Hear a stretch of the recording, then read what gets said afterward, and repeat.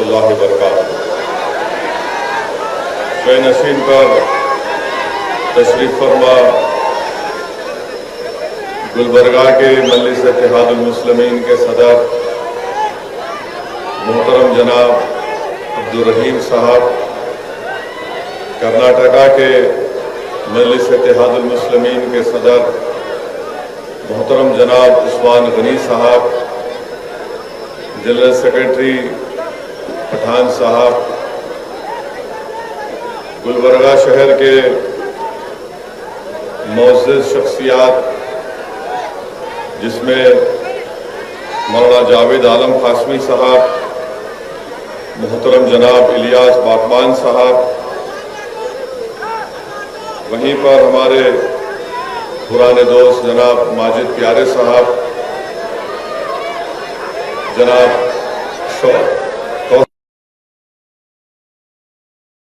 इत्तेहादुल मुस्लिमीन और शाहपुर से मजलिस के सदर हबीब पटेल साहब, जिवरगी के सिराज पटेल साहब, सीडम के मोहतरम जनाब अब्दुल खादर साहब, मेरे मजलिस रुफ़ा मौजूद हाज़रीन इकराम, अज़ीज़ान मिल्लत, मैं आप तमाम का शुक्रिया अदा करता हूँ कि आपने अपना कीमती वक्त निकाल कर आज मजलिस इत्तेहादुल मुस्लिमीन के इस कन्वेंशन में शिरकत की। हमारी तो ये कोशिश थी और नीयत भी ये थी कि खुले मुकाम पर एक जलसे आम हो सके, मगर कोविड की रेस्ट्रिक्शंस की वजह से हमको ये जलसा अब्दुल रहीम साहब को और उनके तमाम टीम को इस शादी खाने में करना पड़ा। मेरे अजीज दोस्तों और बुजुर्गों, मैं शुरुआत में ही एक बात का जिक्र करना बेहद जरूरी समझता हूं, और ख़ास तौर से आज 30 जनवरी है और 30 जनवरी को भी हमारे मुल्क में एक बहुत बड़ी तारीखी हैसियत उसको हासिल है। मेरे अजीज दोस्तों और बुजुर्गों, मेरे इज्जतदार माँ और बहनों, और ख़ास तौर से मैं अपने नौजवानों के लिए, उनको बताने के लिए, पैगाम देने के लिए बात कह रहा हूं। 30 जनवरी को शाम 5:17 पर 1948 में महात्मा गांधी का कत्ल किया गया था, और आजाद हिंदुस्तान का अगर कोई सबसे पहला टेररिस्ट था तो उसका नाम नाथूराम गोडसे था। और इसी नाथूराम गोडसे ने नारायण आप्टे के साथ और मुख्तलिफ अपने साथियों के साथ मिलकर,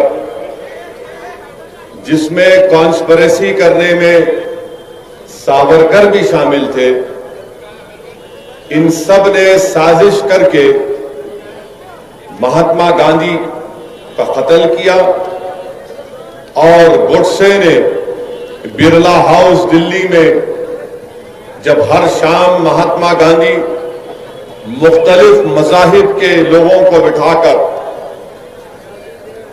उनकी मुख्तलिफ मज़ाहिब की किताबों से या उनसे दुआ करवाते थे या उनसे उन किताबों से उनको पढ़वाते थे, तो उस दिन और उससे पहले एक तनाव का माहौल था कि शाम के वक्त में जब कभी भी महात्मा गांधी, जिसको अंग्रेजी में कहते प्रेयर मीटिंग करते, और जब कुरान की तिलावत करने के लिए कोई मुसलमान पढ़ता तो बहुत से लोग उसकी मुखालिफत करते थे, मगर महात्मा गांधी उन मुखालिफत की परवाह नहीं करते थे और कहते थे कि पढ़ो, कुरान भी पढ़ो, दीगर मज़ाहिब की किताबों को भी पढ़ो।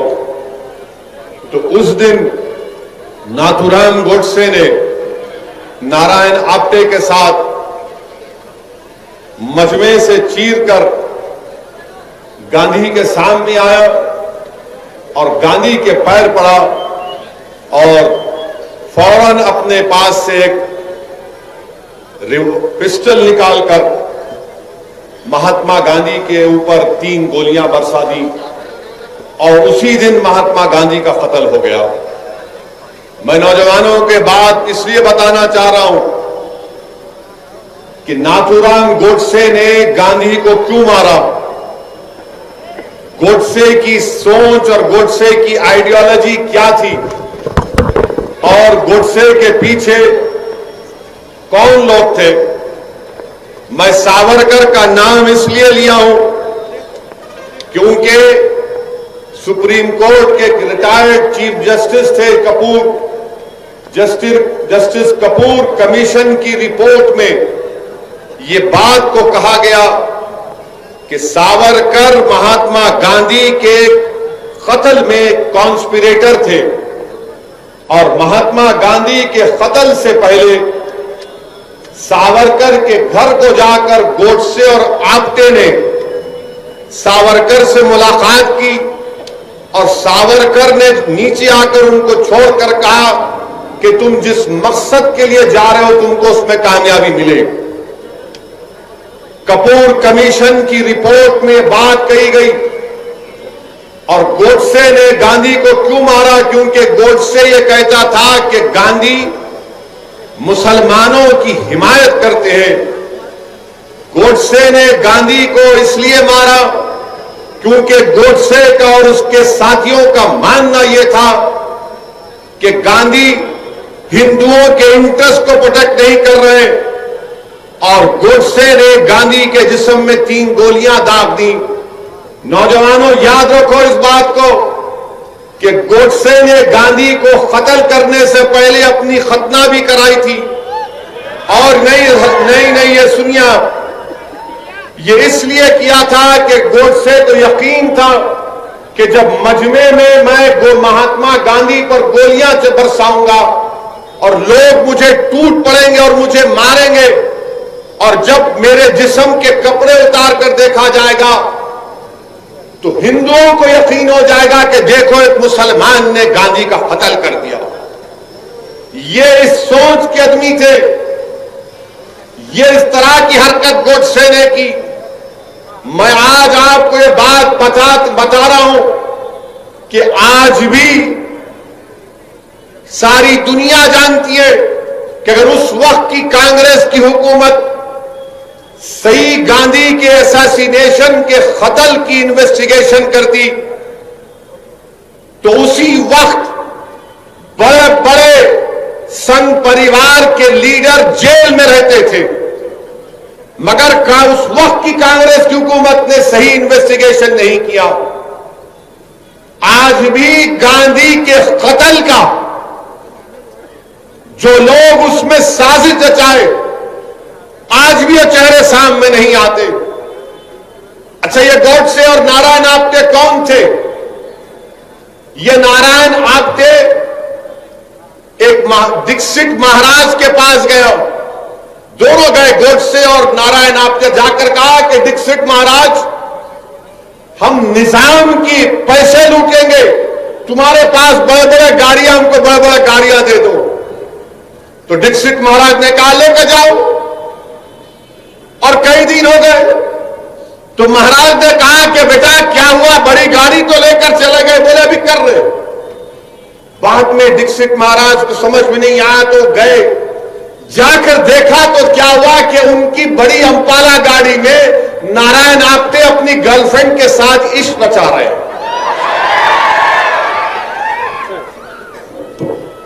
भाई हट जाइए, भड़काऊ भाषण हो रहा है, बीच में नहीं आ रहा।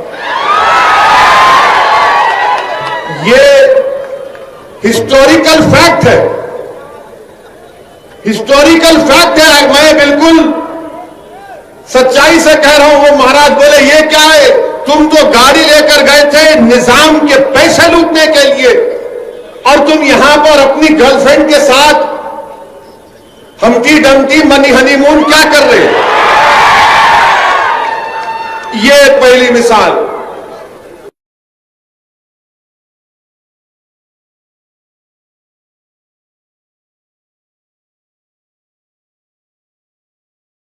हम स्टैंड गन से हिफाजत करेंगे।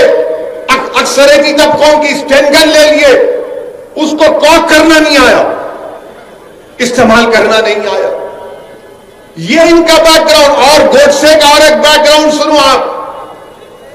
गोडसे इस भारत देश का, आजाद भारत का सबसे पहला टेररिस्ट। और गोडसे जब पैदा हुए तो उनके मां बाप ने उनके नाक में नाक की बाली डाली और कई साल तक उनको बच्चियों के कपड़े पहनाए, क्योंकि उनसे पहले कई बच्चे होते थे, इंतकाल हो जाता था। तो मां बाप ने समझा कि नाथूराम को, इनका नाम नाथूराम नहीं था, वो नथ डालने से नाथूराम हो गए। तो कई साल तक उनके मां बाप ने उनको बच्चों के कपड़े पहना, उसके बाद उनको भाई पैदा हुए। तो गोडसे को एक तकलीफ थी कि मुझे अपनी मर्दानगी दिखाना है, मैं मर्द हूं। उसको एक जहन में पैदा हो गई थी बात, ये नफ्सियात का शिकार हो गया था। इसलिए गोडसे ने अपनी मर्दानगी को दिखाने के लिए जहर आलूदा माने हेटफुल आइडियोलॉजी को अपनाया और गांधी के सीने में 3 गोलियां दाग दी। बताइए आप कि 28 जनवरी तक गोडसे और नारायण आप्टे के पास पिस्टल नहीं था, बंदूक नहीं थी। अगर मैं गलत ना कहूं तो 9mm बेरेटा पिस्टल था। वो ग्वालियर का एक शख्स इन लोगों को पिस्टल दिया और कोर्ट में जो पिस्टल, जो हथियार गोडसे के हाथ में दिया, वो छूट गया। जिसने गोडसे को वेपन दिया गांधी को मारने का, वो बच गया। आप बताइए फिर ये क्या हो रहा है।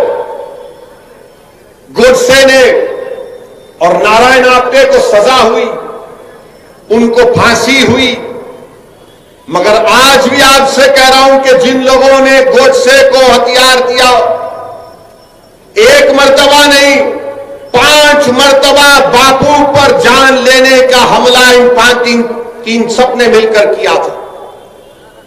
एक मर्तबा नहीं 5 मर्तबा, और 5वीं मर्तबा इनको कामयाबी मिली। मुंबई का एक पुलिस का अहदेदार था, नाम याद नहीं आ रहा, उस वक्त मोरारजी देसाई वहां के होम मिनिस्टर थे। उसने जाकर कहा कि गोडसे मुलविस है, सावरकर का इन्वॉल्वमेंट है। तो मोरारजी भाई ने कहा क्या कह रहे हो, ये पूरी आग लग जाएगी, खामोश हो जाओ। कपूर कमीशन में पूरा खुलकर आ गया कि कौन कौन से लोग थे। मेरे अजीज दोस्तों और बुजुर्गों, अगर आज भी भारत में गांधी से मोहब्बत करने वाले हैं तो याद रखो, मैं तुमसे कह रहा हूं, या तो ये देश अंबेडकर के बना हुए संविधान पर चलेगा, ये देश गांधी की कुर्बानियों को जायगा जाने नहीं देगा, ये देश हमारे मुजाहिदीन आजादी जिसमें नेहरू, मौलाना अबुल कलाम आजाद, जौहर बरदरान, सुभाष चंद्र बोस, ऐसे कई लोग थे जिन्होंने अपना खून पसीना बहाया। 1 साल 2 साल नहीं, 10-10 साल, 8-8 साल जेलों में अपनी जिंदगी गुजारी। इन लोगों की कुर्बानी को अगर आप रायगा देना चाहते हैं और इस मुल्क को गोडसे के रास्ते पर लेकर जाना चाहते हैं तो यकीनन ये हम तमाम के लिए शर्मिंदगी की बात होगी कि गोडसे नफरत का पैगाम देता था। गोडसे नफरत की बुनियाद पर गांधी को मारा। गोडसे इस मुल्क को हिंदू राष्ट्र बनाना चाहता था। और मैं ये इसलिए कह रहा हूं कि जब गांधी के कत्ल के चंद दिन के बाद गांधी के बेटे दिल्ली के पुलिस स्टेशन में जाकर गोडसे से मुलाकात किए, वो देखना चाहते थे कि कौन है वो शख्स जिसने मेरे बाप का कत्ल किया। वो समझ रहे थे कि कोई दिखने में बड़ा डरावनी चेहरा होगा, हैवान होगा, मगर जब जाकर देखा तो कहा किसने मारा मेरे पिता को, तो कहा ये खुद आवाज आई कि मैंने तुम्हारे बाप को गोली मारी, मेरा नाम नाथूराम गोडसे है। क्यों मारी, गांधी के बेटे ने पूछा। तो क्या जवाब दिया गोडसे ने कोई वजह नहीं, सिर्फ पॉलिटिकल पॉलिटिकल पॉलिटिकल वजह है। अब समझ में आई तुमको बात कि पॉलिटिकल पॉलिटिकल पॉलिटिकल, ये गोडसे के जितने मौजूदा चेले हैं जो इख्तिदार की कुर्सियों पर बैठकर भारत में हिंदू और मुसलमानों की नफरत पैदा कर रहे, ये गांधी के मानने वाले नहीं, ये अंबेडकर के संविधान के मानने वाले नहीं, ये नेताजी सुभाष चंद्र बोस की कुर्बानियों को मानने वाले नहीं, ये जौहर बरदरान और मौलाना अबुल कलाम आजाद की कुर्बानियों को मानने वाले नहीं, ये गोडसे के जानशीन है।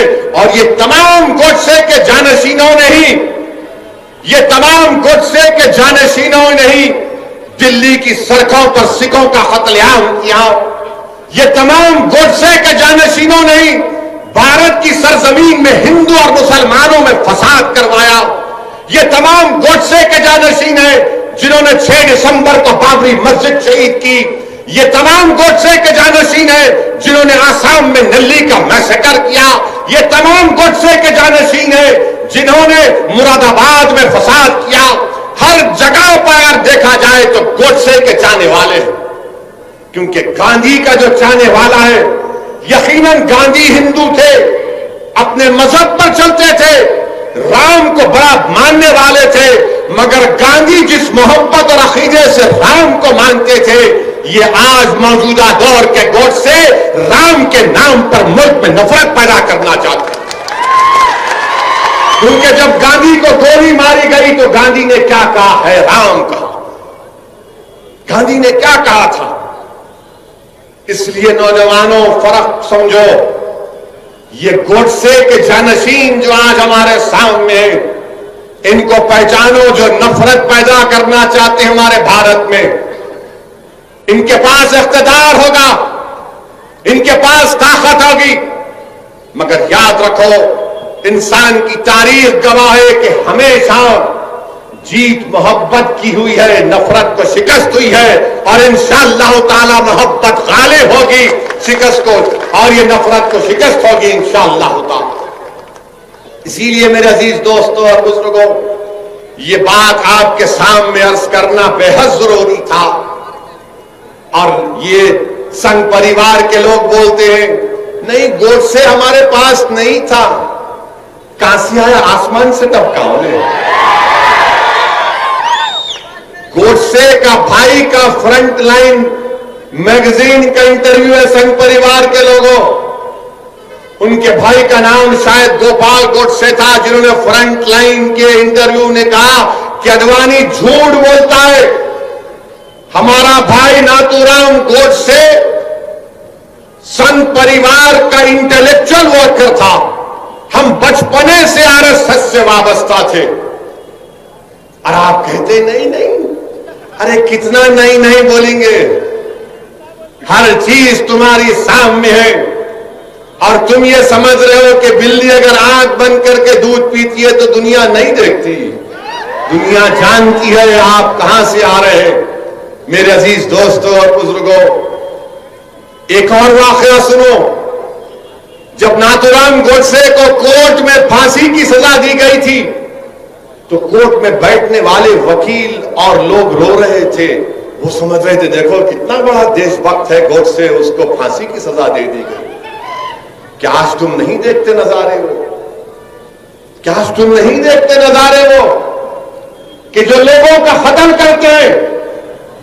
रकबर खान को राजस्थान में एक शख्स ने जिंदा जला दिया, वीडियो निकाला, फिर कुराड़ी से उसको मारा। वीडियो आज भी है।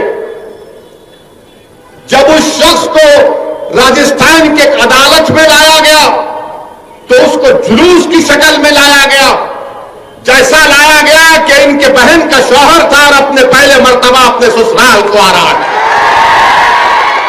और कोर्ट की बिल्डिंग पर खड़े होकर एक भगवा झंडा लहरा दिया गया, एक भगवा झंडा लहरा दिया गया। क्या तुम नहीं देखते? क्या तुमने नहीं देखा, हमारी आंखों ने नहीं देखा कि जब झारखंड में एक शख्स को 20 रोड पर मारा गया पकड़कर, सिर्फ इस झूठे इल्जाम पर कि उसके पास गोश्त निकला। अदालत ने उन मुल्जिमीन को कातिल करार दिया, हाईकोर्ट से बेल हुई तो एक मरकजी वजीर उन कातिलों का खैर मुकद्दम करते फूल का हार पहनाकर।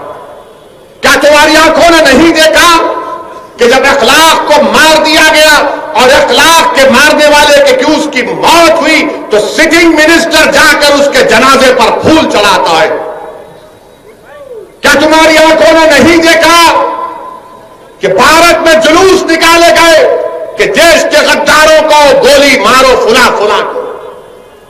मेरे अजीज दोस्तों और बुजुर्गों, इसीलिए मैं कह रहा हूं, इस देश को अगर बचाना है तो गोडसे के जानशीनों से बचाना है। इस भारत को अगर बचाना है तो गोडसे की नफरत की आइडियोलॉजी से बचाना है। और मैं आज देखा टीवी पर हमारे मुल्क के वजीर आजम प्रधानमंत्री बापू को खराजी अकीदत पेश करते राजघाट जाकर।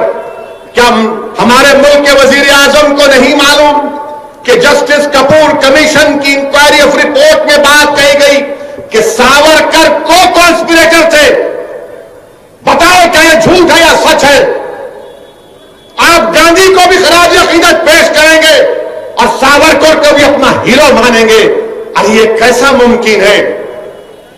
दो समंदर के किनारे कभी एक नहीं हो सकते। मगर ये काम आज बीजेपी और संघ परिवार आपके सामने देख लो। आप मेरे अजीज दोस्तों और बुजुर्गों, ये बात आपको समझना बेहद जरूरी है, क्योंकि अगर हमको इस मुल्क को बचाना है तो नफरत की आग को बुझाना पड़ेगा। ये नफरत की आग इस मुल्क को कमजोर करके रख देगी। और लोग कहते हैं, मुझसे एक मीडिया के लोगों ने सवाल किया कि 26 जनवरी के दिन जो कुछ लाल किले में हुआ वो शेमफुल डे था। मैंने कहा बिल्कुल सही है, नहीं होना था। हम हर तशद्दुद की और वायलेंस को कंडेम करते हैं। मगर मैंने पूछा कि क्या 1960 के दहे में जब दिल्ली के पार्लियामेंट पर तमाम लोग आकर हमला किए थे कि गाय कशी के खिलाफ कानून बनाओ, हिंदी को जबान बनाओ, तो क्या वो शेमफुल डे नहीं था? तो उस मीडिया के जिम्मेदार ने कहा, आपको याद है? मिला बहुत याद है, हमको बाबा आदम से लेकर अब तक पूरी तारीख याद है। मैंने कहा इस दिल्ली की सड़कों पर सिखों को उनके जिंदा सिखों के गलों में जलते हुए टायर डाले गए। एक कांग्रेस का बड़ा लीडर रिकाबगंज की गुरुद्वारा के सामने ठहर कर सिखों को कत्ल करवाया, वो मिनिस्टर बन गया किसी रियासत का। क्या वो शेमफुल डे नहीं था? बाबरी मस्जिद को शहीद करना शेमफुल डे नहीं था, जिसको सुप्रीम कोर्ट ने कह दिया शेमफुल डे था? जहां आपको सूट करेगा शेमफुल, और जहां आपको नहीं सूट करेगा बोलेंगे ये हमारा फुला दिवस है। मेरे अजीज दोस्तों और बुजुर्गों, ये हमारे मुल्क की मौजूदा राजनीति है। ये जलसा मजलिस इत्तेहादुल मुस्लिमीन के का एक कन्वेंशन के तौर पर जनाब अब्दुल रहीम साहब की जेर क़यादत ये जलसा रखा गया। मैं गुलबर्गे को इसलिए आया हूं कि आप तमाम से अपील करने के लिए कि आप मजलिस इत्तेहादुल मुस्लिमीन को मजबूत करिए। मैं आपके पास इसलिए आया हूं कि आपके सफों से किसी को यहां पर आप ही अपना एक कायद बनाइए, अपना लीडर बनाइए, जो कर्नाटका की असेंबली में जाकर बेबाक तरीके से आपके मसाइल की तर्जुमानी कर सके। मैं यहां पर इसलिए नहीं आया हूं कि अपने आप को लीडर बनाने के लिए, मैं यहां पर इसलिए आया हूं कि जो पॉलिटिकल वैक्यूम पैदा हो गया मरहूम कमरुल इस्लाम साहब के इंतकाल की वजह से, उस पॉलिटिकल वैक्यूम को आपको फिल करना है, उस कमी को आपको पूरा करना है, मुझे नहीं आपको करना है। मैं बस इसलिए आया हूं कि आपको याद दिलाने के लिए ये वैक्यूम है, इस वैक्यूम को पूरा करो। इस पॉलिटिकल वैक्यूम को आपको पूरा करना है। पूरी कर्नाटका की आवाम की मजलूम अवाम, कर्नाटका के गयूर नौजवान आज ये देखना चाहते हैं कि जिस तरह 1978 में इसी गुलबर्गा शहर में एक नई सियासी तारीख आपने रकम की थी, आज असदुद्दीन ओवैसी आपके पास आकर गुजारिश करने आया है कि 2021 में हमारे बुजुर्गों ने 1978 में जो तारीख रकम की थी, नौजवानों तुमको आज वो तारीख गुलबर्गा में दोहराना है और इंशाअल्लाह ताला मैं तुम्हारा साथ ठहराऊंगा और हम उस तारीख को दोहराएंगे गुलबर्गे में। ये काम आपको हमको मिलकर करना है। मजलिस पर इल्जाम तो बहुत लगते हैं, हर इल्जाम मजलिस पर यही लगता है। हम इलेक्शन लड़ने जा रहे बंगाल को, तो ये बैंड बाजा की पार्टी जिसको कभी कांग्रेस पार्टी भी कहा जाता था, ये लोग शुरू हो गए। देखो बी टीम आ गई।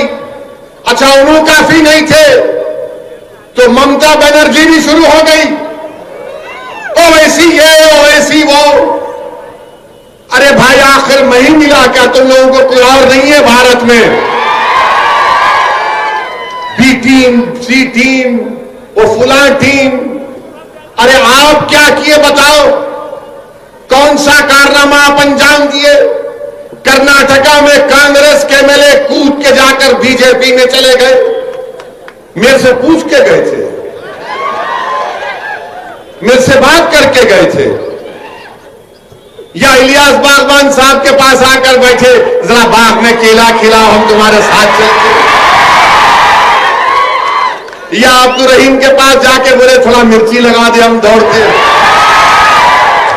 पूरे के पूरे भाग गए। अरे पतली गली पकड़ के भाग रहे, तुमको भागने वाला नजर नहीं आ रहा, तुमको एक ही मर्द नजर आ रहा। अल्हम्दुलिल्लाह तुम्हारे लोग भाग गए, भाग के रिजाइन करके जीत भी गए, मिनिस्टर भी बन गए और आपको कोई नजर नहीं आ रहा। अरे हिम्मत है तो बोलो ना उनको। उनको नहीं बोलते पैसा लिया बीजेपी से, ना ममता बोलती ना कांग्रेस बोलती। जहां बात आती मुसलमान की तो पैसे की बात आ जाती। बताओ ये तुम्हारी फिरका परस्ती है, ये तुम्हारी घटिया सोच है कि जहां पर ओवैसी का नाम आया तो बी टीम, और जहां पर तुम्हारी पार्टी का आदमी भाग गया तो बोलते नहीं भटकते होंगे, वापिस आ जाता उन्हें। फिर मीडिया वाले पूछते ओवैसी, अरे नहीं नहीं उन्हें तो पूरा उनका ही है। मैं किसी का नहीं हूं, ना कभी किसी का रहूंगा। इंशाअल्लाह ताला मैं तुम्हारा था और तुम्हारा ही रहूंगा इंशाअल्लाह। असदुद्दीन ओवैसी का तारुफ यह है, सुनो, मैं किसी तारीफ का मोहताज नहीं हूं।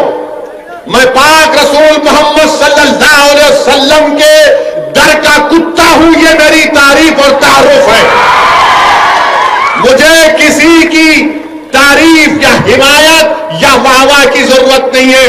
मैंने हमेशा कहा और आज भी कह रहा हूं कि अल्लाह सुब्हानहू व तआला ने अपने हबीबे पाक सल्लल्लाहु अलैहि वसल्लम के सदक़े और तुफैल में मुझे इतनी इज्जत दी कि मैं कभी सोच भी नहीं सकता था कि मैं उस मुकाम पर पहुंचूं। मेरे अजीज दोस्तों और बुजुर्गों, लगाएंगे नारा, आखिर में लगाएंगे, बहुत लगाएंगे, लगाएंगे।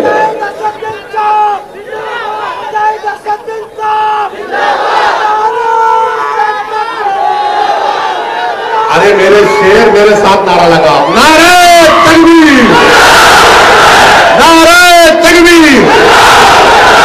अब एक और नारा लगाना है, वो किसानों तक जाना। वो लड़ रहे मोदी के खिलाफ सिंगूर बॉर्डर पर। मेरे शेरों लगाएंगे नारा, आप तो लगाओ।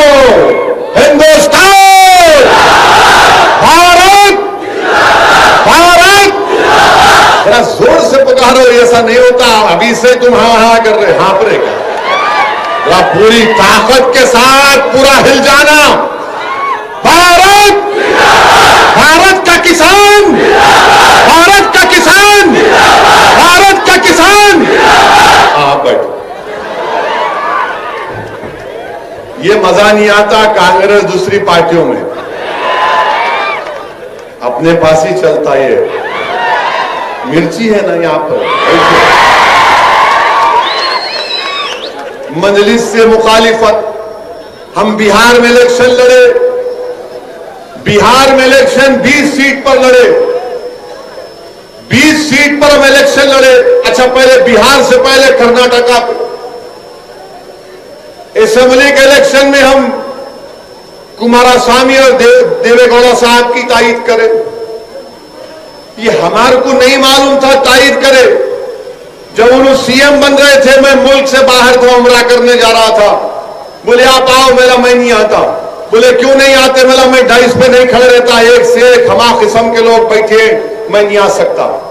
और आप बहुत बड़ी गलती कर रहे कुमारस्वामी, कांग्रेस के साथ जाकर आप पछताएंगे, याद रखना। गए, मगर आप देखे तो क्या है, कुमारस्वामी भी बीजेपी के साथ हाथ में हाथ पकड़ के रोमांस कर रहे हैं। चेयरमैन हमारे को दे दो, तुम वाइस चेयरमैन। ये कैसा मोहब्बत है तुम लोग?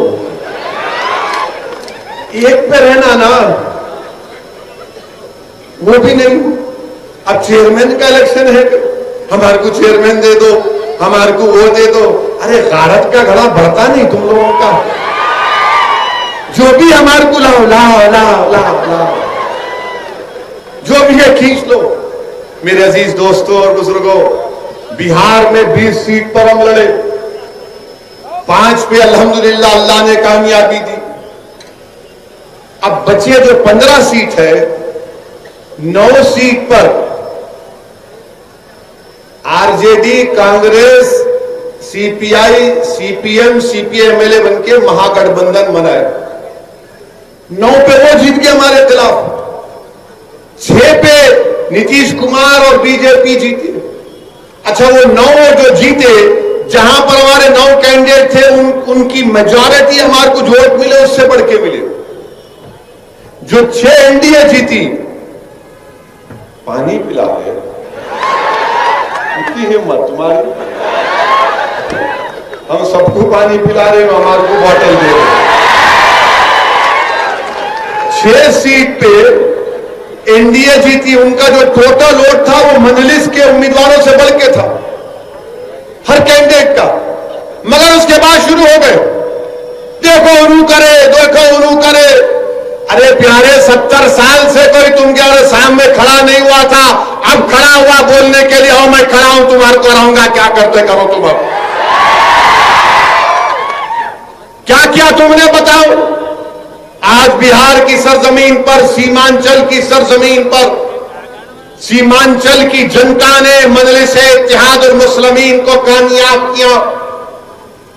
और वहां की खास तौर से खवातीन से जब जाकर मीडिया के लोग पूछते थे अब की बार किसको वोट देंगे, वो गोल टोपी वाले को दे रहे।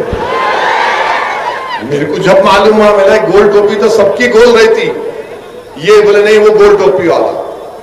तो मीडिया के लोगों ने बोला क्यों देंगे? तो हमारी मां और बहन ने कहा कि उसको सत्ता से मोहब्बत नहीं है। ये बात बिल्कुल सही है। हमको इख्तिदार की कुर्सियों पर बैठना हमारा मकसद नहीं है। हमारा मकसद यही है कि दलित मुसलमान से इंसाफ हो। मुझे कोई मिनिस्टर बन के अपनी गाड़ी पे लाल लाइट लगाए टाई टाई करके निकलना नहीं है। मेरा मकसद यह है कि अगर मेरा नुमाइंदा कामयाब होगा तो वो जब ऐवान असेंबली में जाएगा तो गरीबों की आवाज बनेगा, वो मजलूमों की आवाज बनेगा, वो हक के लिए लड़ेगा, ऐवान को हिला के रख देगा। हमको अब तक हम सिर्फ ओहदों के लिए कामयाब करते आए, अब हमको ओहदों की जरूरत नहीं है, मिनिस्टर की बनने की जरूरत नहीं है। हमको बेबाक नुमाइंदे चाहिए जो मुसलमानों के मसाइल को समझे, जो दलितों के इंसाफ के लिए। ये मजलिस-ए-इत्तेहादुल मुस्लिमीन का पैगाम। इसीलिए आज आप देखते हैं कि जहां हम जाते हैं वहां पे शुरू हो जाते। मेरे अजीज दोस्तों और बुजुर्गों, कर्नाटका में इंशाअल्लाह ताला आने वाले बल्दिया के इंतखाबात में, चाहे गुलबर्गा हो, बीजापुर हो, बिदर हो, जहां कहीं भी हम लड़ेंगे इलेक्शन इंशाअल्लाह ताला। इलेक्शन का आगाज बल्दिया के इलेक्शन से होगा। बल्दिया में आप कामयाब करेंगे तो असेंबली में इंशाअल्लाह ताला कामयाबी मिलेगी। असेंबली में कामयाबी मिलेगी तो फिर दिल्ली को आप किसी को अपना रुकने पार्लियामान बनाकर बजाएंगे। लोग कहेंगे 103 ओवैसी तुम हमको सपने दिखा रहे हो, तुम हमको ख्वाब दिखा रहे हो। मैं तुमसे कह रहा हूं कि अभी भी कह रहा हूं कि ख्वाब देखना शुरू करो, तुम ख्वाब देखना शुरू करो। इंशाअल्लाह ताला हम मेहनत करेंगे, जुस्तजू करेंगे, कुर्बानियां देंगे, लड़ेंगे, जेल को जाएंगे, हुकूमतों से टकराएंगे, मगर ये वक्त हमारे ख्वाबों को पूरा करने का है। अगर आज नहीं करेंगे तो आने वाली नस्ल हमसे कहेगी कि अब्बा जब तुम 30-35 साल के थे, अगर तुम थोड़ा सा मेहनत कर लेते, अगर तुम थोड़ा सा मजलिस का परचम उठा लेते तो वही परेशानी का मुझे सामना नहीं करना पड़ता अब्बा जो तुमने अपनी जवानी में तकालीफ उठाई थी। तो आने वाली नस्ल के लिए हमको अपनी सियासी जदोजहद करना है, अपने आने वाली नस्लों के लिए, उनके रोशन मुस्तकबिल के लिए। और भारत की तल हकीकत याद रखो नौजवानों, इस मुल्क की तल हकीकत यह है कि जिसके पास आवाज है, जिसके पास उसके नुमाइंदे हैं, उसी की बात को सुना जाता है। जिसके पास कोई नहीं है उसको कोई नहीं सुनता। इसीलिए मेरे अजीज दोस्तों और बुजुर्गों, मुत्तहिदा तौर पर अपने के कोट का इस्तेमाल करिए। कांग्रेस पार्टी अब में दमखम नहीं है, मैं बार बार कह रहा हूं, इनसे नहीं हो पाएगा, इनसे नहीं हो पाएगा। इनको बड़ी तकलीफ जरूर होगी कि ये गुलबर्गा में आकर, कर्नाटका में आकर, मुल्क मुल्क में जाकर हमारे बारे में ऐसी बात कर रहा है। अरे हकीकत यही है। अगर आज मुल्क में यूएपीए का कानून में मासूम लोग जेलों में सड़ रहे, 80 साल के बूढ़े को ऐनक नहीं दी जाती, पीने के लिए स्ट्रॉ नहीं दिया जाता, तो फिर इसका जिम्मेदार यही कांग्रेस पार्टी है, यही कांग्रेस पार्टी है। इन्होंने यूएपीए बनाया था। फिर जब 2008 में चिदम्बरम थे मिनिस्टर, होम मिनिस्टर, मैं यूपीए में था, मैंने मुखालिफत की, आपने यूएपीए को और मजबूत किया। फिर अमित शाह ने कानून लाया 2019 में, यही कांग्रेस ने लोकसभा राज्यसभा में उस कानून की तायीद की। आज आकर आप हमसे पूछते हैं कि बताओ ये क्या हो रहा है, तुम क्यों लड़ रहे हो? याद रखो, मैं जब तक अल्लाह मुझे जिंदा रखेगा इंशाअल्लाह ताला मैं लड़ता रहूंगा। और एक बात याद रखो आप कि कभी हारने से डरना नहीं, कभी हारने से नहीं डरना। आज हारे कल जीतेंगे इंशाअल्लाह।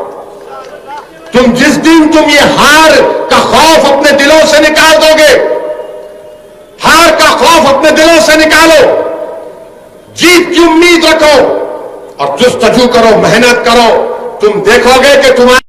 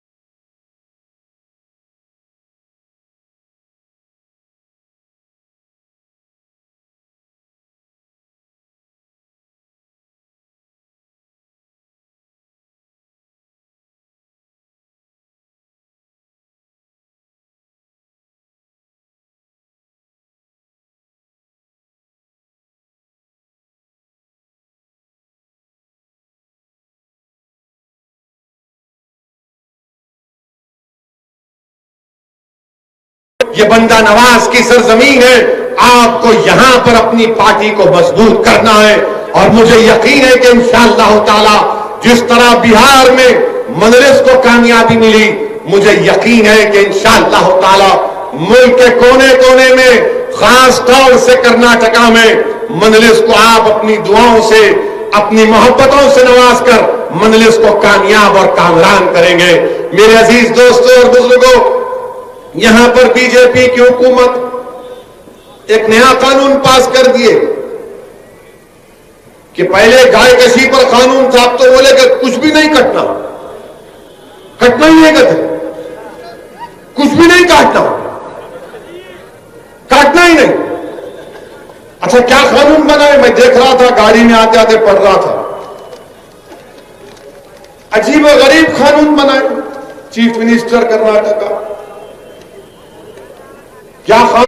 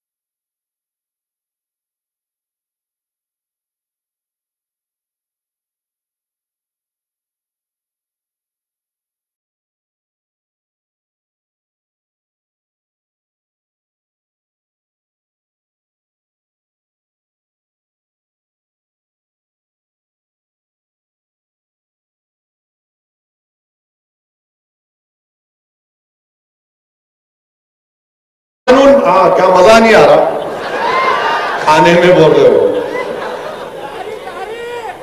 बोलता हूं उस पर भी आप हो। तुम अब दिमाग खोल दी मेरा, तहारी बोलते हो। कानून क्या है कि अगर पाशा भाई के घर में एसआई आ गए, पुलिस स्टेशन के घर में पाशा भाई के पुलिस वाले आके बोले, तुम्हारे पास 2 भैंसा खड़े हैं पाशा भाई? तुम बोले हाँ, दूध देते? नहीं नहीं नहीं, तुम काट रहे, उसको मैं लिख जा रहा हूं। मैंने कानून में लिखे हूं। पाशा भाई के घर में आके भैंस भी लेके चले जाते, पाशा भाई का ऑटो का ट्रालर भी लेके चले जाते। बोलते अरे ट्राली कहीं को लिख जा रहे एसआई साहब? तो बोले तो स्मगलिंग कर सकते। उसके बाद क्या करते हैं उन्होंने? उसको सीज करके एसडीएम को देते। एसडीएम क्या करता? पाशा भाई के घर पे कब्जा कर लेता। ये कानून है, याद रखो आप। पाशा भाई घर पे कब्जा कर लेता। एसडीएम ये भी कर सकता अगर नहीं ये घर में उन्होंने काटे या काट सकते, मैं घर को भेज देता हूं। ये कानून बनाया। और वहां दिल्ली में बैठ के दिल्ली के मौजूदा बादशाह बोलते, भाइयों बहनों, सबका साथ सबका विकास। अरे कहीं का भैंस का साथ दे रहे, किसका साथ दे रहे आप? सबका साथ सबका विश्वास, सबका सबका, अरे सबका सबका कहां है भाई? पाशा भाई की भैंस को लेकर जाएंगे, पाशा भाई की ट्राली को लेकर जाएंगे, पाशा भाई के घर को लेकर जाएंगे और बेच भी देंगे। और कोर्ट में जब कोर्ट में कुछ फैसला है, घर को लेकर बेच देंगे। ये कानून बना है, अजीब और गरीब कानून। अच्छा, फिर उसके बाद आपको मालूम कि चाहे भैंस हो, बैल हो, ये जितने कैटिल हैं, इसकी कोई चीज खराब नहीं जाती। इसकी हड्डियां जेलेटिन फार्मास्यूटिकल में जाते। सींग जो होते हैं, सींग से बटन बनता। मत नहीं बनाते बटन, तुम बटन बगैर बटन के पहनो। हमको बगैर बटन कर रहे, तुम बगैर बटन करो, दिखाओ चलो। उससे सींग से बटन बनता। आपको मालूम कि ये जो हड्डियों की और जिलेटिन की इंडस्ट्री कितनी है? 2000 करोड़ की इंडस्ट्री है ये पूरे मुल्क में। और कर्नाटका के जो बूचर एसोसिएशन ने सही कहा कि 40-50 लाख के करीब लोगों का रोजगार बर्बाद हो जाएगा। क्यों कर रहे हैं आप ये? क्या आप नहीं जानते कि ये किसानों का मसला है? क्या करेगा किसान जब भैंस दूध नहीं देगी? क्या करेगा किसान जब गाय दूध नहीं देगी? आप खरीदो ना उन लोगों से, खरीदो उन लोगों से। जब गाय और भैंस दूध नहीं देती, खरीदो आप। अब आप देखेंगे कि पूरे छोड़ देंगे गाय और भैंस को, वो किसानों के फसलों को जाकर खा लेंगे। इस तरह का कानून आप कैसा बनता? वो मुर्गी के चमड़े से बनता, बकरी के चमड़े से बनता। क्रिकेट खेलेंगे मगर तुम मटन नहीं खाना। ये क्या बात है भाई मेरे? क्या बात है बताओ आप? एक मजाक बना के रख दिया इस मुल्क में आप। अच्छा फिर आप देखें, हाँ चप्पल भी। अच्छा बात करें कि बीजेपी वाले बोलते क्या ओवैसी संविधान में नहीं लिखा है आर्टिकल 48? प्यारे मेरे कान में फूल नहीं है, मैं भी थोड़ा पढ़ा लिखा हूं।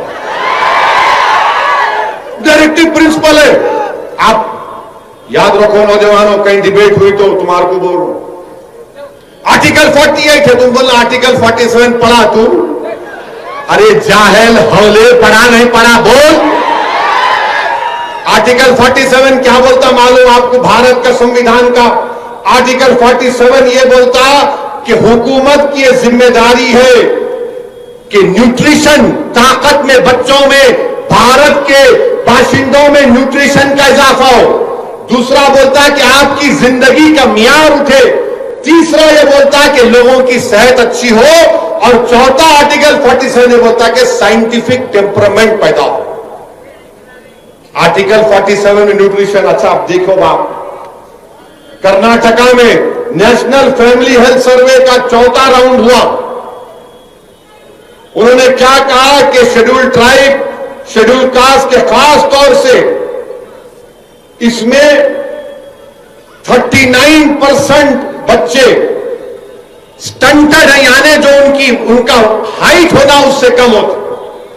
आप बताओ कि गरीबों के, शेड्यूल कास्ट के, शेड्यूल ट्राइब के बच्चों का जो स्टंटेड ग्रोथ है 37%, और अंडर नरिश्ड यानी उनका वजन जो उम्र में लेना नहीं होता वो कितने 40%, और एनीमिया, जिस्म में खून नहीं है 56% कर्नाटका में ऐसे बच्चे जो 6 साल की उम्र को पहुंचे तक एनीमिक होते।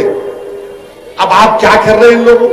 अच्छा आपको मालूम, अगर आप बड़े का कलेजी खा लिए, बड़े की खाए कलेजी का भी खाए ना, कितने लोग खाए हाथ उठाओ, या नहीं खाए? शर्माओं को खाए तो खाए, कोई चुन नहीं है। आपको मालूम एक कलेजी अगर आप खाए तो 1.5 किलो दाल से ज्यादा उस कलेजी में ताकत होती। मैं ये नहीं बोल रहा हूं दाल नहीं खाना, खाना मैं तो बहुत मजे से खाता हूं दाल को। वो इसलिए कि ये साइंटिस्ट ने कह दिया कि कलेजी खाने से iron, zinc, vitamin A, B12, calcium का उसमें बहुत ज्यादा होता। अच्छा मैं हमारे सलीम साहब को बोला था गुलबर्गे में जब दाल की कीमत तो मालूम कर दो। चना दाल 180 रुपए किलो, माशाल्लाह सही है मिर्ची से। मूंग दाल 90 रुपए किलो, मसूरी की दाल वो भी 90, तूर दाल 105 रुपये, और बड़े की कीमत 280 रुपये। 280 कलेजी ला के पका के खा तो गरीब टन टनाटन दौड़ता हूं मैं। गरीब का फायदा होना ना, गरीब का फायदा नहीं होना। मोदी जी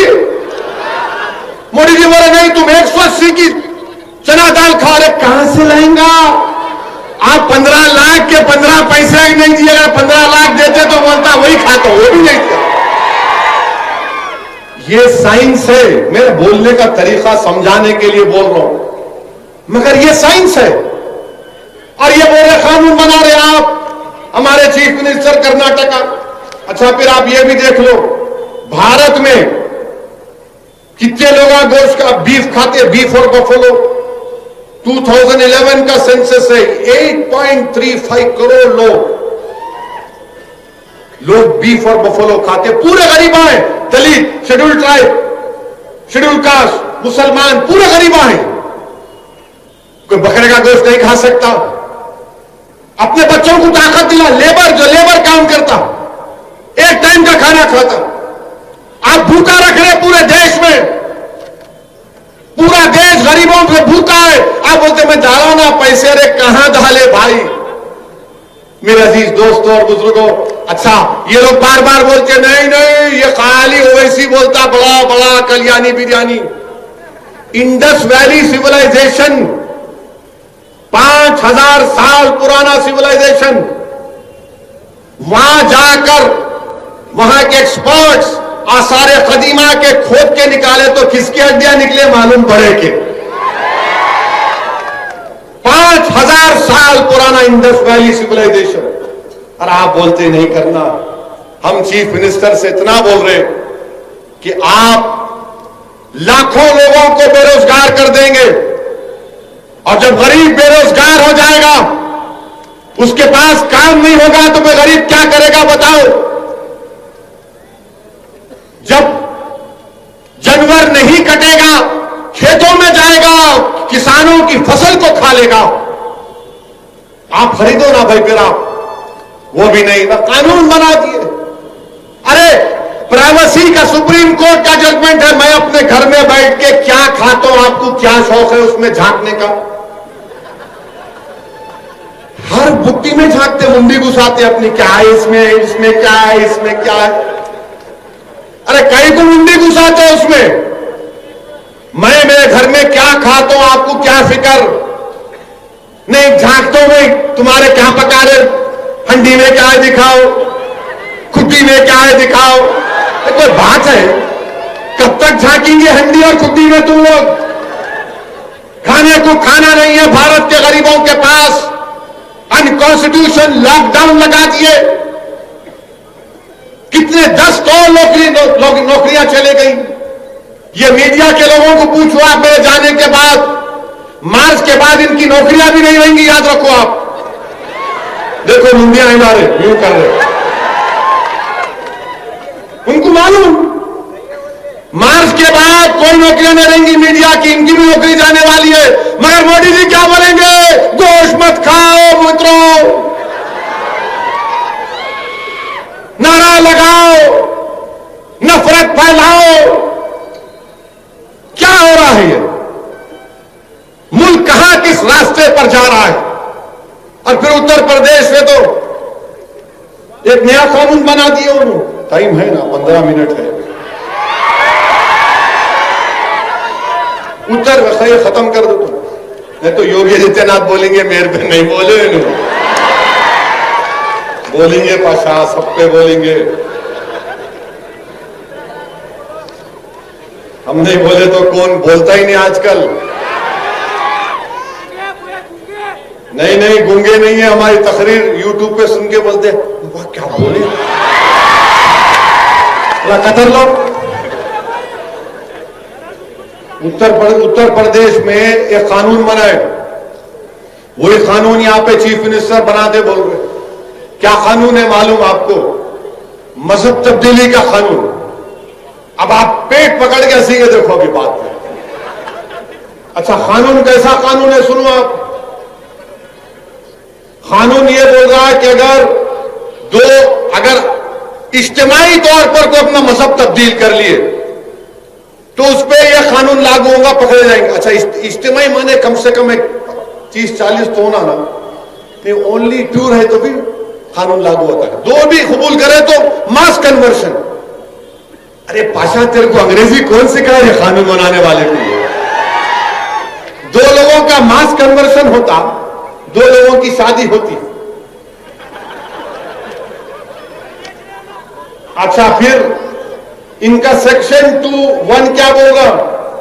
अगर मैं आज तकरीर करा इस्लाम के बारे में और इसमें से कोई शख्स बोला कि भाई तुमने इस्लाम को बेहतरीन तरीके से बताया, मैं अशहदु अल्ला इलाहा इल्लल्लाह व अशहदु अन्ना मुहम्मद रसूलुल्लाह पढ़ता हूं, वो कानून क्या बोला? नहीं इनकी इनू करे, इन पर भी केस बुक करो।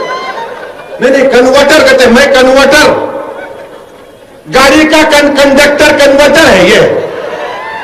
मैं कन्वर्टर, मेरी बात सुन के अगर कोई दीन कबूल कर लिया उस पर भी केस लगाएंगे। और फिर आप क्या बोल रहे हो उस कानून में? कानून में क्या बोल रहे कि एडिंग एबेटिंग का सेक्शन 2(1) और उसके बाद अच्छा इसमें हैरत अंगेज बात देखो आप, सेक्शन 4 में अगर एक मियां बीवी किसी बच्चे को गोद ले लिए, बच्चा जाके कंप्लेंट दे सकता है मेरे अम्मा अब्बा मजहब तब्दील कर लिया, केस बुक करो। नहीं हंसने का नहीं है, वो दिमाग वाले उलमा, वो पूरा फर्स्ट फ्लोर खाली खाली खाली खाली। और फिर ये भी बोलते कि रोड चलता आदमी जाके कंप्लेन कर सकता। मैं बदल दिए मजहब इनू कैसा मालूम तेरे को? नहीं, मैं रोड चल रहा था देखा, केस बुक कर दो इस पर। वो कानून में डाल दिए। सेक्शन बोल रहा हूं आपको 83। और 83 में क्या है? अगर कोई अपना मजहब तब्दील करना चाह रहा है तो उसको जाके डिस्ट्रिक्ट मजिस्ट्रेट को लेटर लिख के देना, साहब मैं तंग आ गया अपने पुराने मजहब से, नया मजहब बदलना चाह रहा हूं। तो डिस्ट्रिक्ट मजिस्ट्रेट बोलते लिख के दे, 2 महीने के बाद आ, 2 महीने के बाद आ, मैं इंक्वायरी करूंगा, मैं मालूम करूंगा कि तू सच बोल रहा या तेरे को कोई धोखा दे रहा। ये कानून बना रहे मेरे अजीज दोस्तों और बुजुर्गों। ये section 8, section 8 subsection 3, subsection 9, section 4, ये क्या है बताइए आप? कौन सा कानून है ये? मैं अपने मजहब पर चलूं, मैं एक अल्लाह को मानूं, मैं हजारों खुदाओं को मानूं, मैं किसी खुदा को ना मानूं, मैं किसी और मजहब पे चलूं, आपका इख्तियार कौन है उसमें? हुकूमत कौन है मेरे को बोलने वाली? मगर ये बीजेपी के राज में हो रहा है कि अगर खुदा को भी तुमको मानना है तो हमसे पूछना पड़ेगा, मजहब को भी छोड़ना है तो हमसे पूछकर छोड़ना पड़ेगा। और शादी कर रहे, तुम लोग शादी कर रहे, शादी कर रहे, शादी कर रहे, इतनी मोहब्बत हो गई, देखो शादी नहीं करे तो भी शादी कर रहे। अब आप देखो, आप इसमें 86 लोगों पे केस बुक हुआ जिसमें 79 मुसलमान। 86 में 79 मुसलमान, जिसमें ईटा के 26 एक ही खानदान के, जिसमें 5 खवातीन, 2 मासूम बच्चियां। क्यों कि 21 साल की एक बच्ची ने इस्लाम को कबूल किया, उसकी शादी उस बच्चे से नवंबर 17-18 को हुई। वो कानून 1 हफ्ते के बाद आया। जब कानून नहीं है तो कानून में नहीं बुक कर सकते ना। नहीं नहीं नहीं, योगी का कानून है, कोई का कुछ नहीं। हमारे कॉन्स्टिट्यूशन में आर्टिकल 20 सबसेक्शन 1 क्लियरली बोलता, अगर कोई कानून नहीं है तो उस पर केस नहीं बुक हो सकता। मगर इसको बच्चे को जेल में डाल दिया और उसको जेल में रहना पड़ा। और फिर आप हैरत की बात देखेंगे, हैरत की बात, बरेली में 2 मुस्लिम लड़कियां अपना मजहब तब्दील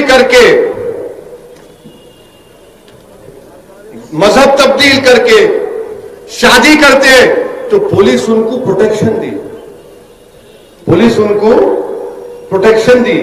एक मुसलमान बच्चा अपने कॉलेज के दोस्त के साथ बैठ के पिज्जा खाया तो उसके बाप के पास जाकर उस पर प्रेशर डाल के बोले, देख तेरी बेटी को इन्हें मुसलमान बनाना चाह रहा, केस बुक करके। वो बच्चा अब तक जेल में पड़ा हुआ है। उसका जुर्म क्या है? खाली पिज्जा खाया हुआ। उसका बाप बोल रहा कि मेरे को पुलिस वाले मजबूर करे केस बुक करने के लिए। ये इनका कानून है मेरे अजीज दोस्तों और बुजुर्गों। ये मुल्क को किस रास्ते पर लेके जा रहे हैं आप देखो। कौन बोल रहा है इनके खिलाफ? कोई नहीं बोल रहे। और हम भी टीम है। और मेरे अजीज दोस्तों, अब ये बीजेपी वाले बोलेंगे हो रहा नहीं हो रहा। अरे दीवाने, इंडियन पीनल कोड का आईपीसी 493 के अगर मैं किसी को धोखा देकर शादी करता हूं, कोई मर्द अगर किसी औरत को धोखा देकर शादी करता तो सजा है 10 साल की। सेक्शन 503 आईपीसी का क्या है? कानून मौजूद है। मगर अब क्या हो रहा? अब ये जो नाम निहाद जो सेकुलर लोग आए ना, जब मैं ट्रिपल तलाक पे आप और हम मुखालिफत कर रहे थे, जुलूस निकाल रहे थे, ये सब बोल रहे थे असदुद्दीन ओवैसी क्या कर रहे हैं आप मुस्लिम बहनों पर जुल्म कर रहे हैं, उनको कुचला जा रहा है, दबाया जा रहा है, आप क्यों साथ दे रहे हैं? मैंने कहा शादी एक सिविल मैटर है, शादी एक सिविल मैटर है, इसमें क्रिमिनल पीनल प्रोविजन नहीं आना चाहिए। आज वही लोग मेरे को फोन करके बोले कि असद साहब, उस वक्त अगर हम आपकी बात को समझ जाते तो आज हम ये गलती नहीं करते थे। शादी कोई भी किससे भी कर सकता है, कौन रोक सकता भाई? इश्क आ गया, बोलता मैं मजनू हो गया, बस आंखों पे पर्दा पड़ जाता, कुछ भी नहीं, उससे करता हूं। अब्बा बोलते, नाना बोलते, दादी बोलते, अम्मा बोलते, देख तेरा दूध माफ नहीं करूंगा। नहीं बोलता अम्मा बाद में माफ कर, पहले शादी करा दे इससे। इश्क हो गया मेरे है भाई, हो जाता। अगर आप घर में सही तरबियत नहीं देंगे तो ऐसी होता, मगर इश्क है। इसीलिए बंदा नवाज क्या बोले थे, बंदा नवाज क्या बोले मालूम आपको? अपने 11 रसायल में बंदा नवाज लिखे, आशिक, इश्क और माशूक एक हो जाना। इश्क, आशिक, माशूक एक हो जाना। जब ये एक हो जाते तो फना फिल्ला हो जाता। फिर यही बात तो समझना है। खैर ये दूसरी गुफ्तगू उधर लेके जा रहा हूं आपको, मगर ये इनका कानून ये है, इनका कानून ये। अच्छा, आप कानपुर में एक एसआईटी बनाई गई, जो कानपुर की एसआईटी ने 14 केसेस में इंक्वायरी करके कहा कि ना फॉरेन फंडिंग हुई, ना किसी पर जोर जबरदस्ती करके मुसलमानों ने शादी की। कर्नाटका की सीआईडी 2009 में केस हुआ था बड़ा मशहूर, कि कर्नाटका की हमारी हिंदू बहन केरला के एक मुस्लिम बच्चे से शादी करी। कर्नाटका की सीआईडी ने कहा कि कोई दमी नहीं है। हजिया का केस सुप्रीम कोर्ट तक चला गया। आप बताइए मुल्क कहां जा रहा है? मैं किससे शादी कर रहा हूं, आप आके झांकते? क्या खा रहा हूं मेरी कुंडी में आके झांकते? भूखे हम, खाने को खाना नहीं है। लॉकडाउन के बाद इकोनॉमी बर्बाद हो गई, मगर इसकी कोई फिक्र नहीं है बीजेपी के लोगों को। मेरे अजीज दोस्तों और बुजुर्गों, आज आप देखते हैं कि हमारा किसान जो आपको हमको खाना खिलाता है, उस पर लाठियां बरसाई जा रही हैं, उसको मारा जा रहा है, उनके सरों को फोड़ दिया जा रहा है। मैं गुलबर्गा की इस मुबारक सरजमीन से सिंगूर के किसानों को पैगाम दे रहा हूं कि हम आपके साथ हैं। यह आपकी लड़ाई नहीं है, हमारे किसान भाई और बहनों, हम आपके साथ हैं। आप लड़िए। और एक बात मालूम हो गई, याद रखो मेरी इस बात को। नरेंद्र मोदी पार्लियामेंट में इतनी बड़ी उनकी मेजॉरिटी है, 300 के करीब उनके एमपी, 300 से ज्यादा है, पार्लियामेंट में सुनने तैयार नहीं है। नहीं, मैं बोल दिया कानून बना दो, मैं वक्त का बादशाह हूं, मेरा फरमान जारी हो गया। याद रखो, अगर इख्तियार के नशे में, गुरूर में डूबकर तुम इस तरह के कानून बनाओगे तो भारत की जनता के पास अब कोई रास्ता नहीं बचा सिवाय रोड पे निकलने के, सिवाय पुरअमन एहतजाज करने के। आप और हमने CAA के खिलाफ एहतजाज किया, सारी दुनिया ने, सारे मुल्क के लोगों ने उसका नोट किया। हमने शाहीन बाग किया, मुल्क के कोने कोने में हमारी मां और बहनों ने निकलकर CAA के कानून के खिलाफ की आवाज उठाई, दुनिया ने देखा। मेरे अजीज दोस्तों और बुजुर्गों, याद रखो, एहतजाज सियासत का एक बहुत बड़ा हिस्सा है। अगर तुम सिर्फ जलसों में सुनकर, नारे लगाकर, आंख में आंसू लाकर अपने घर को चले जाओगे और फिर उस पैगाम पर अमल नहीं करोगे तो कुछ हासिल होने वाला नहीं है। मैं आपसे सिर्फ यही अपील कर रहा हूं कि वक्त उठने का है। नौजवानों, ये वक्त हासिल करने का वक्त है। ये वक्त अपनी पार्टी के परचम को बुलंद करने का वक्त है। अब सेकुलरिज्म की जिम्मेदारी हमारे कंधों पर अब नहीं रह सकती। ये सेकुलरिज्म के नाम पर मुसलमानों को धोखा देते रहे, अब सेकुलरिज्म की जिम्मेदारी दूसरे पार्टियां निभाएंगी। अरे सब लोग एक होकर बीजेपी को कामयाब पे कामयाब करते जा रहे हैं, और हम क्या, हमारे हाथ में डब्बा दे, बजा सेकुलरिज्म, बजा सेकुलरिज्म। कोई सेकुलरिज्म को बजाने की जरूरत नहीं है। आपकी पार्टी आपके पास है, इस पार्टी को मजबूत करिए। और इंशाअल्लाह ताला मुझे यकीनन वो दिन नजर आ रहा है कि जब गुलबर्गा में मरहूम कमरुल इस्लाम साहब की कमी को आप ही के दरमियान से कोई मर्द मुजाहिद उठेगा और उस कमी को पूरा करेगा। वो मरहूम का सही मानों में जानशीन बनेगा। असदुद्दीन ओवैसी सिर्फ आपको इस बात की तरफ तवज्जो दिलाने के लिए आया है कि अपनी पार्टी को मजबूत करिए, अपनी पार्टी को कामयाब करिए, मुत्तहिद रहिए। डरने और घबराने की जरूरत नहीं है। लोग तुमसे आकर डराएंगे, लोग तुमसे आकर लाखों बातें करेंगे। लोग मुझसे पूछते कि तुम्हारे को बहुत से लोग डराते, तुमको लोग क्या क्या नहीं कह देते। मेरे अजीज दोस्तों और बुजुर्गों, याद रखो, किसी शायर ने बड़ा अच्छा कहा था कि शाहों के तकब्बुर से भी दबकर ना रहा मैं। किसी शायर ने कहा कि शाहों के तकब्बुर से भी दबकर ना रहा मैं, किस बार गाए खास का आखिर हूं गदा मैं। याद रखो, हम तमाम मोहम्मद मुस्तफा सल्लल्लाहु अलैहि वसल्लम के उम्मती हैं। हमारे लिए अल्लाह काफी है, हमारे लिए अल्लाह काफी है। अल्लाह जमीन और आसमान का मालिक है, अल्लाह जमीन और आसमान का खालिक है। आसमानों से बारिश बरसाने वाला अल्लाह है, सूरज और चांद को निकालने वाला अल्लाह है। अल्लाह हमारा मुहाफिज है। अल्लाह पे खूब तवक्कल करो नौजवानों, अल्लाह की जात पर तवक्कल करो, अपने आप में एतमाद को पैदा करो, अपने आप में कुव्वत को पैदा करो, जमहूरियत के तकाज़ों को समझो, जमात को मजबूत करो और जमात के परचम को लेकर आगे बढ़ो। इंशाअल्लाह ताला हम कर्नाटका में गुलबर्गा में एक नई तारीख रकम करेंगे। वाखिर दावान अल्हम्दुलिल्लाह।